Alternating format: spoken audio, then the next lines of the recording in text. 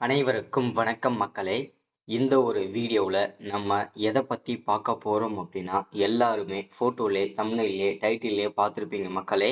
ஆமாங்க, 2025-26ஆம் ஆண்டிற்கான வேளாண் பட்ஜெட் கூட்டம் நடைபெற்றது.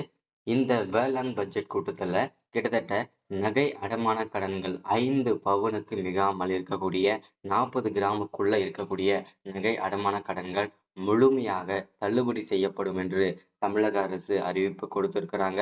இந்த நகை அடமான கடன்களை தள்ளுபடி பெறுவதற்காக தகுதி உள்ளவங்க யார் யாரு, தகுதி இல்லாதவங்க யார் யாரு அப்படின்றதுக்கான முழு விளக்கமும் இந்த ஒரு வீடியோவிலே தெளிவா இருக்க போகுது. சரிங்களா?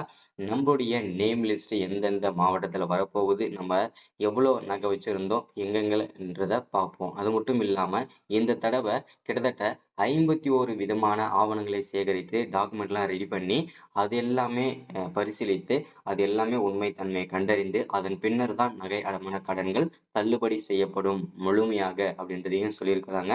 அது மட்டும் இல்லாம இதுவரைக்கும் இல்லாத அளவிற்கு விவசாயிகளுக்கு ஓகேங்களா, மீண்டும் விவசாயிகளுக்கு 17,000 கோடி ரூபாய் விநியோகம் செய்யப்படுவதாகவும் அவர்களுக்கு மீண்டும் பயிர்க்கடன் வழங்கப்படுவதாகவும் தகவல் கொடுத்திருக்கிறாங்க. அதற்கான அப்டேட்டையும் நம்ம பார்க்க போறோம். ஸோ அதை தொடர்ந்து இந்த நகை அடமான கடன்கள் எந்தெந்த வங்கிகளில் வைத்திருந்தால் உங்களுடைய நகை கடன்கள் முழுமையாக தள்ளுபடி செய்யப்படும் அப்படின்றதற்கான தெளிவான விளக்கமும் இந்த வீடியோல இருக்க போகுது.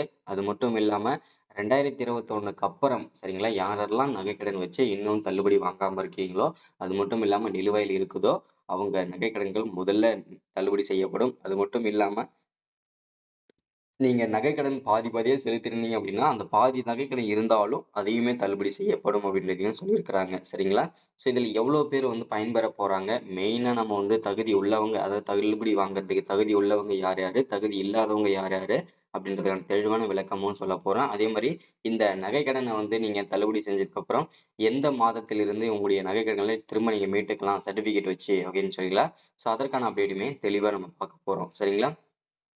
இது எல்லாமே நம்ம பார்த்து தெரிஞ்சுக்கிறதுக்கு முன்னாடி நமது கவர்மெண்ட் ஜாப் டெய்லி அப்டேட் சேனலுக்கு இப்போதான் நீங்க ஃபர்ஸ்ட் டைமா முதல் முறையா நமது சேனலை ஃபர்ஸ்ட் டைமா பார்க்குறீங்க அப்படின்னா மறக்காம சப்ஸ்கிரைப் பண்ணிட்டு பக்கத்தில் இருக்கிற பெல் பட்டனை கிளிக் பண்ணி ஆல்ன்ற ஆப்ஷன்ல போட்டு வச்சுக்கோங்க.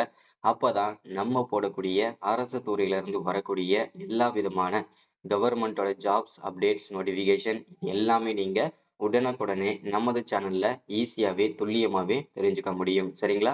ஸோ அது மட்டும் இல்லாம உங்களுடைய ஃப்ரெண்ட்ஸ் ரிலேட்டிவ்ஸ் கான்டாக்ட்ல இருக்கவங்க எல்லாருக்கூடயும் ஷேர் பண்ணீங்கன்னா ரொம்ப ரொம்ப பயனுள்ளதா இருக்குங்க. ஏன்னா இந்த மாதிரி முக்கியமான வீடியோஸ் அப்டேட் நோட்டிஃபிகேஷன்லாம் நமது சேனல்ல தான் ரெகுலராகவே அப்டேட் ஆகிட்டு இருக்கு. முடிஞ்ச அளவுக்கு எல்லாருக்கூடயும் ஷேர் பண்ணீங்கன்னா ரொம்ப ரொம்ப பயனுள்ளதா இருக்குங்க. சரிங்களா? சரி, ஓகே, வாங்க வீடியோக்குள்ள போயிட்டு இதற்கான முழு அப்டேட்டுமே தெளிவா துல்லியமா தெரிஞ்சுக்கலாங்க. சரிங்களா? ஸோ இங்க தெளிவா மென்ஷன் பண்ணியிருக்காங்க பாருங்க. கூட்டுறவு நிறுவனங்களில் 5 பவுனுக்கு உட்பட்டு நகைக்கடன் பெற்று 31/3/2021க்கு அப்புறம் நிலுவையில் இருந்த நகைக்கடன்கள் முழுமையாக கிட்டத்தட்ட 6,000 கோடி கடன் தள்ளுபடி செய்யப்பட்டு தமிழ்நாடு அரசால் ஆணையிடப்பட்டது. அதன் பிறகு 11.70 லட்சம் பயனாளிகளுக்கு ரூபாய் 4,904 கோடி அளவிற்கு தள்ளுபடி சான்றிதழுடன் ஓகேங்களா, சர்டிபிகேட்டோட பாத்தீங்கன்னாக்கா அவங்க அடமானம் வைத்த நகையை திருப்பி வழங்கப்பட்டன அப்படின்றதையும் சொல்லியிருக்கிறாங்க. சரிங்களா? ஸோ இது எல்லாமே தெளிவா பார்க்க போறோம். ஸோ இதுல மெயினா நம்ம பாத்தீங்கன்னா யார் யார் தகுதி உள்ளவங்க யாரு, தகுதி இல்லாதவங்க யாரு அப்படின்றத பார்ப்போம். 5 சவரன் நகைக்கடன் தள்ளுபடி தகுதியுள்ளவர் தகுதியற்றோர் பட்டியலை தயாரிக்க அதுக்குன்னே ஒரு குழு அமைச்சு கொடுத்திருக்கிறாங்க. ஸோ அதை தெளிவா நம்ம பார்க்கலாங்க. சரிங்களா? கூட்டுறவு வங்கிகளில் 5 சவரன் வரைக்கான நகைக்கடன் தள்ளுபடி பெற தகுதியுள்ள நபர்களின் பட்டியலை தயாரிக்கும் பணிக்கு துணை பதிவாளர் தலைமையில் குழு அமைத்து தமிழக அரசு உத்தரவிட்டுள்ளது அப்படின்றதையும் சொல்லியிருக்கிறாங்க. கடந்த நவம்பர் 2021 தேதி தமிழக கூட்டுறவு உணவு மற்றும் நுகர்வோர் பாதுகாப்புத்துறை கூட்டுறவு வங்கிகளில் 5 சவரன் வரை வைக்கப்பட்டுள்ள நகைக்கடன்களை தள்ளுபடி செய்து உத்தரவிட்டது. இந்த நிலையில் நகைக்கடன் தள்ளுபடி பெற தகுதியுள்ள நபர்களின் பட்டியலை தயாரிக்கும் பணிக்கு குழு அமைத்து தமிழக அரசு உத்தரவிட்டுள்ளது. இந்த குழு தகுதியுள்ளவர்களின் பட்டியலை தயாரிக்கும் என்றும் துணை பதிவாளர் தலைமையில் இந்த குழு செயல்படும் என்றும் தெரிவிக்கப்பட்டுள்ளது.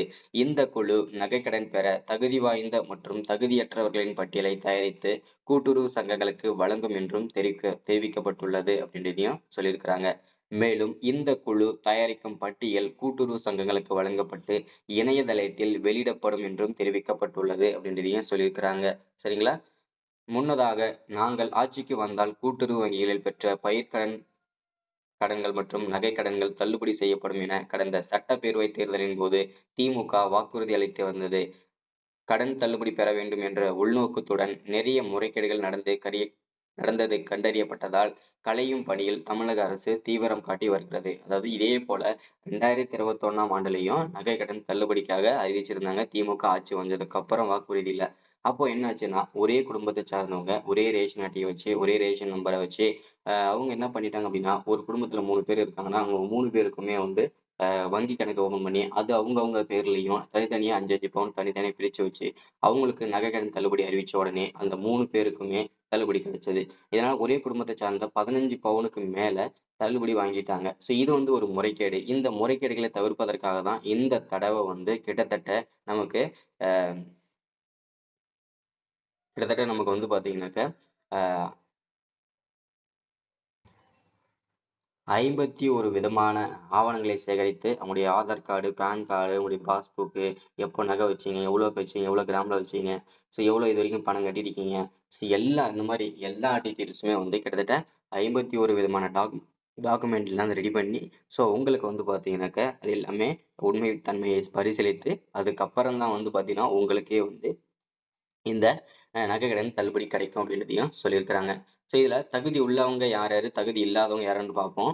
ஸோ அரசாணைப்படி யாரெல்லாம் நகை கடன் பெற தகுதி உள்ளவங்க யார் யாருன்றதை பார்ப்போம். தமிழக அரசால் வழங்கப்பட்ட குடும்ப அட்டை, ஆதார் எண் விவரங்களை சரியாக அளித்தவர்களுக்கு மட்டுமே நகைக்கடன் தள்ளுபடி வழங்கப்படும் அப்படின்னு சொல்லியிருக்கிறாங்க. மறுவாழ்வு முகாமில் வசிக்கக்கூடிய இலங்கை தமிழர்களுக்கு நகைக்கடன் தள்ளுபடி கிடைக்கும் அப்படின்னு சொல்லியிருக்கிறாங்க. தமிழக அரசின் குடும்ப ஓய்வூதியதாரர்களுக்கு நகைக்கடன் தள்ளுபடி பெற தகுதியானவர்கள் அப்படின்னு சொல்லியிருக்கிறாங்க. தற்போது வரை செல்லுபடியாகக்கூடிய குடும்ப அட்டை வைத்துள்ள நகை கடன்தாரர்கள் தள்ளுபடி பெற தகுதியானவர்கள் அப்படின்றதையும் சொல்லியிருக்கிறாங்க. அடுத்தது தகுதி இல்லாதவங்க யார் யாரு அப்படின்றதுக்கான தெளிவான விளக்கமும் சொல்லியிருக்கிறாங்க. ஸோ அதையும் பார்ப்போம். 31/3/2021ஆம் நாளுக்கு பிறகு நகைக்கடன் பெற்றவர்களுக்கு ஓகேங்களா, நகைக்கடன் வாங்கியிருந்தீங்க அப்படின்னா உங்களுக்கு தள்ளுபடி கிடையாதுன்னு சொல்லியிருக்கிறாங்க. குடும்ப அட்டை எண்ணை வழங்காதவர்கள் மற்றும் தவறாக வழங்கியவர்களுக்கு வந்து தள்ளுபடி கிடையாதுன்னு சொல்லியிருக்காங்க. அதே மாதிரி ஆதார் எண்ணை தவறாக வழங்கியவர்கள் மற்றும் அவங்களுக்கு வந்து தள்ளுபடி கிடையாதுன்னு சொல்லியிருக்கிறாங்க. கூட்டுறவு சங்கங்கள்ல வேலை செய்யக்கூடிய அரசாங்க ஊழியர்களுக்கு வந்து தள்ளுபடி கிடையாதுன்னு சொல்லியிருக்கிறாங்க. தமிழக அரசு ஊழியர்களுக்கும் தள்ளுபடி கிடையாதுன்னு சொல்லியிருக்கிறாங்க. எந்த பொருளும் வேண்டாத அட்டையினருக்கு நகைக்கடன் தள்ளுபடி கிடையாதுன்னு சொல்லியிருக்காங்க. உங்ககிட்ட எந்த ரேஷன் கடையுமே இல்லை, கார்டுமே இல்லைன்னா உங்களுக்கு நகைக்கடன் தள்ளுபடி கிடையாது. அதே மாதிரி 2021ஆம் ஆண்டு பயிர்க்கடன் வாங்கியிருந்தீங்க அப்படின்னா அதுக்கப்புறம் நீங்க பயிர்க்கடன் வாங்கி தள்ளுபடி வாங்கியிருந்தீங்க அப்படின்னா உங்களுக்கும் இதுல தள்ளுபடி கிடையாதுன்னு சொல்லியிருக்கிறாங்க. கடன் தொகை ஓகேங்களா, நகை கடன் தொகையை முழுமையாக செலுத்தியவர்களுக்கும் இந்த தள்ளுபடி கிடையாதுன்னு சொல்லியிருக்கிறாங்க. ஸோ ஒன்று அல்லது ஒன்றுக்கு மேற்பட்ட மொத்த எடை 40 கிராமுக்கும் மேல அதுக்கு மேல உங்களுடைய நகைக்கடன் இருந்ததுன்னா உங்களுக்கு தள்ளுபடி கிடையாதுன்னு சொல்லியிருக்கிறாங்க. ஸோ அடுத்து போலி நகைகளா இருந்துச்சுன்னா உங்களுக்கு தள்ளுபடி கிடையாதுன்னு சொல்லியிருக்கிறாங்க. தமிழக அரசால் வழங்கப்பட்டுள்ள குடும்ப அட்டை இல்லாம ஆந்திரா, கேரளா, தெலுங்கானா, புதுச்சேரி உள்ளிட்ட மாநிலங்களைச் சேர்ந்த குடும்ப அட்டையை வைத்திருப்பவர்களுக்கு நகைக்கடன் தள்ளுபடியும் கிடையாதுன்னு சொல்லியிருக்கிறாங்க. ஆதார் அட்டையில் தமிழக முகவரி இல்லாமல் ஆந்திரா, கேரளா, தெலுங்கானா, புதுச்சேரி உள்ளிட்ட மாநிலங்களின் முகவரி இருந்தால் அவர்களின் நகைக்கடன் தள்ளுபடியும் கிடையாதுன்றதையும் சொல்லியிருக்கிறாங்க. சரிங்களா? ஸோ இதுதான் இன்னைக்கான வீடியோ ஸ்கீம் அப்டேட்டா கொடுத்திருக்கிறது நம்ம. ஸோ இந்த ஸ்கீமை எப்போ நீங்க பயன்படுத்திக்க முடியும், இந்த நகைக்கடன் தள்ளுபடி எப்போ நீங்க பெற முடியும் அப்படின்னு கேட்டீங்கன்னா வரக்கூடிய செப்டம்பர் மாத முதல் வாரத்திலிருந்து இதற்கான அப்டேட் வந்து தெளிவாக உங்களுக்கு கிடைச்சிடும். ஸோ எல்லாருமே பயன்படுத்திக்கோங்க. So thank you, welcome. அது மட்டும் இல்லாமல் சர்டிஃபிகேட்டோட உங்க நகைக்கடன் திருப்பி தர போறாங்க. ஸோ எல்லாரும் பயன்படுத்திக்கோங்க. தேங்க்யூ.